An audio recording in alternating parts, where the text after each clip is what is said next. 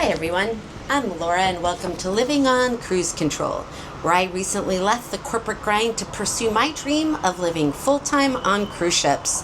Today we are parked in Messina, Sicily, Italy.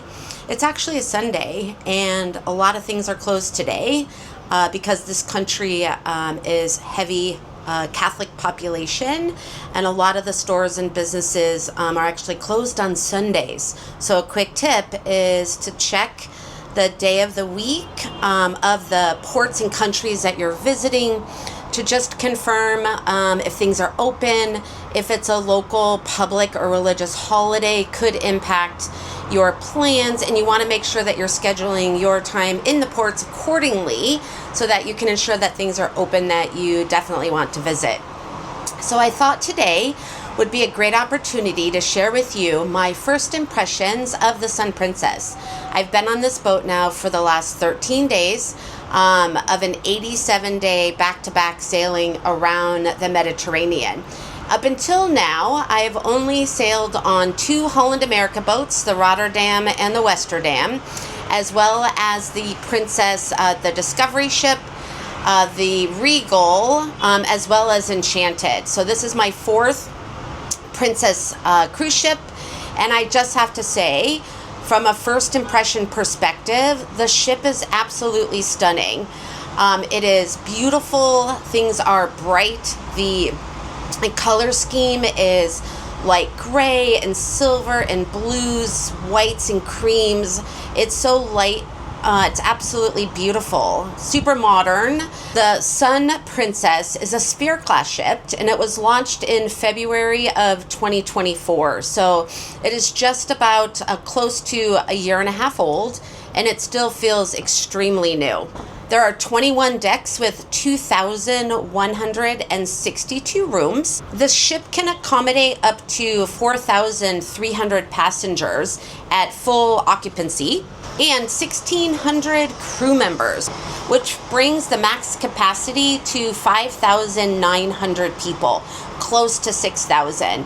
And I have to say that the ship never feels crowded. I have no problem getting a lounger to lay out in the sun, or dining reservations. There's even room to see the shows. There's multiple venues that you can go see lots of shows. They feel very intimate to me. For example, the Princess Arena can hold 990 people, and then you have the Dome, which also has entertainment, and it can hold 200 people. The Piazza is 3 levels. It also has seating, so you're not just standing around the Piazza when there's performances going on. That can hold a couple hundred people as well. There's couch areas, chairs. It's really comfy to be able to spread out when you're hanging out in the Piazza and watching the events and entertainment that are happening in that space. Before I joined this ship, I saw a lot of reviews online that were pretty negative. It talked about the space being so crowded, it being really difficult for people to find their way around the ship, and that it was really hard to get seating in the arena for the performances. And I haven't found any of those things to be true. I have found that if you get to the shows maybe 10 or 15 minutes ahead of time, there's plenty of seats available. There's multiple show times as well. And I don't find the ship hard to navigate whatsoever. There's signs everywhere pointing you in the right direction. If you just follow the signs, you can easily get to guest services. I have no issues at all with navigating my way around the ship. And I have to say the elevators are fantastic. It is so nice to not have super crowded elevators that seem to stop at every floor. The Sun Princess has an elevator system where you push a button for the floor that you're going to, and then it tells you which elevator will go to that floor. And it takes seconds to maybe a minute for the elevator to come, and usually it goes directly to your floor that you requested. Sometimes it might stop at a floor or two, especially on embarkation and disembarkation days and times, but mostly the elevator gets there pretty immediately and gets to your floor within seconds. And you don't have 25 people trying to pile into an elevator, especially again during those busy times. So I find the elevator system amazing. It took a minute for me to stop pushing the buttons because there are no buttons inside the elevator. So that was a habit I needed to break. It took me a couple of days to get used to that. But otherwise, I find the elevator system amazing. Who doesn't love glass shower doors? So long gone are the plastic curtains, which I don't care how hard you try, they just stick to you during a shower. It's pretty impossible to avoid. So the new glass shower curtains or shower walls just feel clean and plenty of room to be able to move around and take a shower. I really do love the glass showers. Quick tip, someone mentioned that when they are cruising and they don't feel like the shower curtain is clean, to just ask your steward to put in a brand new shower curtain. I thought that was a great idea. So if you are heading on a different princess boat and don't feel like the shower curtain is clean, ask your steward if they can put in a brand new shower curtain. There are over 30 restaurants and bars to choose from. The dining options are wide and varied. They have multiple specialty restaurants, main dining room. There's the eatery, the American diner. There's grills outside for burgers, pizza, pretty much any kind of food. They even have a teppanyaki, hot pot, Mikado Ocean has sushi.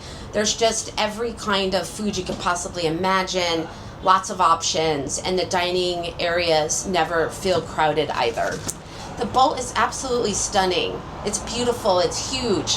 When you see it parked next to other cruise ships, the other ships seem so small in comparison. It's 21 decks in total, and it's so much higher and longer than any of the other boats that we've parked next to.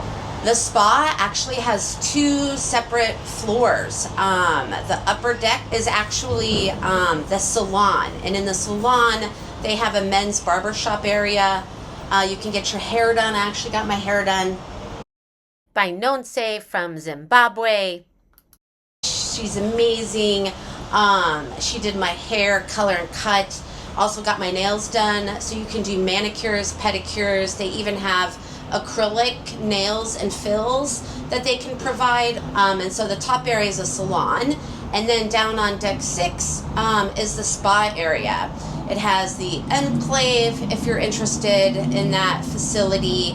I'll put together a video with a review and some tips for the enclave. And that's where you can also get massages and facials. Facials actually down here. And they have, private rooms, couples rooms, pretty much any kind of service, scrubs, massages, etc. That you could ask for. Lots of great LMS products, just a really nice, peaceful, relaxing place to hang out. And there's some new things that are available, like in addition to acupuncture, teeth whitening, they actually have IV, vitamins, etc. that you can also purchase if that's something that you're interested in doing. So just so many different services, and everything is super spread out. It's light and bright. Just one quick tip, outside of the salon area, there are lounge chairs for people to lay out in the sun, and it looks like from the outside that it's just a dark window or maybe even a wall. It doesn't look like there's anything inside. And just a quick tip that you can actually see everything inside from the inside. So there's people laying out in the sun, fixing their bathing suits, doing all sorts of things, and you are in full view of the staff as well as any customers that are in there getting services done. So just be aware of your surroundings. When you think you're laying out in the sun in privacy, it may not be that private. There's lots of shopping. I'll do a video with a review so you can see what you can actually purchase on the boat. But they have, everything from your necessities all the way up to diamond jewelry and everything in between. So, t-shirts, mugs, souvenirs, and then just, some fun, inexpensive, bags, luggage, really anything you could want. So if you do forget something, I don't think the prices are that exorbitant, are that just unreasonable, maybe $1 or $2 more than what you would pay for at home. So don't be too stressed or worried when you're packing. If you do forget something, you can definitely get it on the boat. One other thing that I learned is Guest Services does have seasick medicine for free. So if you do not feel well or starting to feel a little queasy or uneasy, stop by Guest Services and they will offer you a dose or two of seasick medicine at no charge. So just another really quick tip. I found the casino to be light and bright. The ceilings are really high. It's not smoky at all. There's plenty of space to move around. I'll put together a full tour of the casino. It'll be available at no charge on my Patreon page, which I'll list here. Feel free to visit. Everything casino specific I am putting on the Patreon page just to keep that community aligned and more intimate, where we can really talk through everything casino and casino comp related. So I'm also going to be working on a complete port review of this port. I think I'll visit it 5 or 6 times by the end of the summer, and so I'll share with you some tips and tricks, things to do, things not to do, so stay tuned for that upcoming video as well.